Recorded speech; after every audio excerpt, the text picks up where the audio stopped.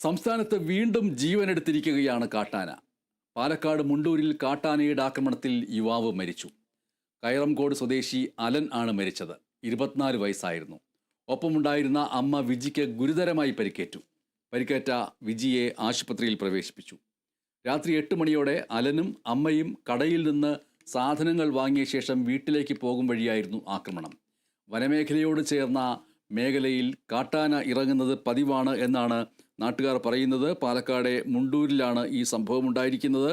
കയറങ്കോട് കണ്ണാടം അത്താണിപ്പറമ്പ് കുളത്തിങ്കൽ വിനുവിൻ്റെ മകൻ ആണ് മരിച്ചിരിക്കുന്നത്. അലൻ എന്നാണ് പേര്. 24 വയസ്സാണ്. കാട്ടാനയുടെ ചവിട്ടേറ്റ് രാത്രി 8 മണിയോടുകൂടിയാണ് മരണം.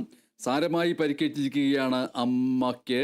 അലൻ്റെ അമ്മയുടെ പേര് വിജയ എന്നാണ്. ജില്ലാ ആശുപത്രിയിലാണ് പ്രവേശിപ്പിച്ചിരിക്കുന്നത്. ഇരുവരും കൂടി, ഈ അമ്മയും മകനും കൂടി വീട്ടിലേക്ക് പോകുന്ന വഴിയിലായിരുന്നു കാട്ടാനയുടെ ആക്രമണം ഉണ്ടായത്.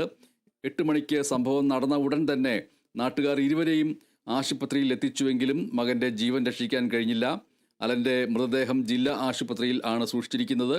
ഈ മേഖലയിൽ നിരന്തരമായിട്ടുണ്ടായിക്കൊണ്ടിരിക്കുന്ന കാട്ടാന ശല്യത്തെക്കുറിച്ച് നാട്ടുകാർ നിരവധി തവണ പരാതി നൽകിയിട്ടും ഒരു പരിഹാരവും ഇതുവരെയും ഉണ്ടായിട്ടില്ല എന്ന് നാട്ടുകാർ പറയുകയാണ്.